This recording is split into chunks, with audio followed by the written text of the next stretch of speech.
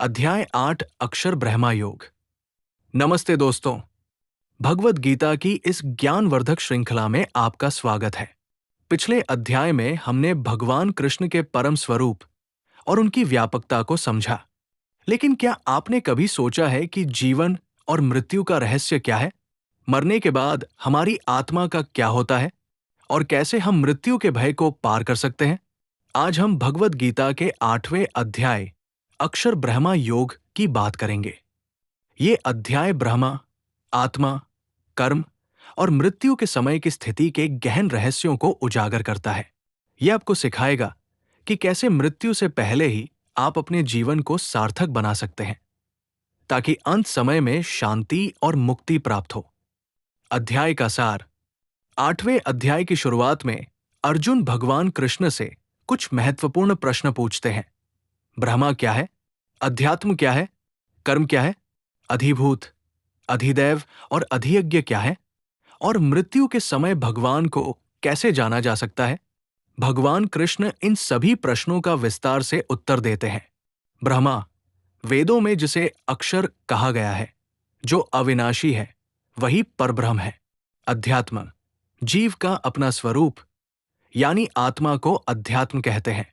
कर्म, प्राणियों के उत्पन्न होने में जो त्याग किया जाता है, यज्ञ आदि, वही कर्म है।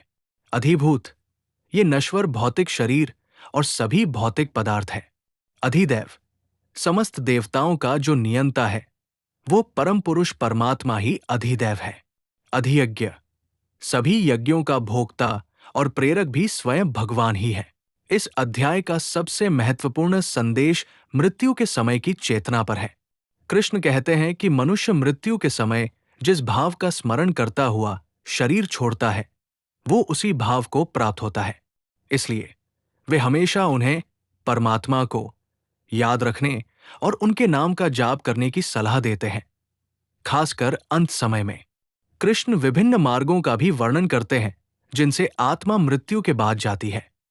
शुक्ल गति, प्रकाश का मार्ग, जो योगी को ब्रह्मलोक ले जाती है और जहां से पुनर्जन्म नहीं होता, और कृष्ण गति, अंधेरे का मार्ग, जहां से पुनर्जन्म होता है। वे बताते हैं कि योगी को इन मार्गों को जानना चाहिए और सही समय पर शरीर त्यागने का प्रयास करना चाहिए। लेकिन सबसे महत्वपूर्ण बात है निरंतर भक्ति और स्मरण, व्यावहारिक जीवन में महत्व। तो अक्षर ब्रह्मा योग हमारे आज के जीवन में कैसे उपयोगी है? ये अध्याय हमें सिखाता है कि जीवन का उद्देश्य, ये हमें अपने जीवन के अंतिम लक्ष्य के बारे में सोचने पर मजबूर करता है। यदि हम मृत्यु के समय शांति और मुक्ति चाहते हैं, तो हमें अभी से उस दिशा में प्रयास करना होगा। स्मरण का महत्व, ये बताता है कि हम अपने जीवन में जिस चीज पर सबसे ज्यादा ध्यान केंद्रित करते हैं, वही हमारे साथ अंत तक रहती है। इसलिए सकारात्मक और आध्यात्मिक विचारों पर ध्यान देना महत्वपूर्ण है।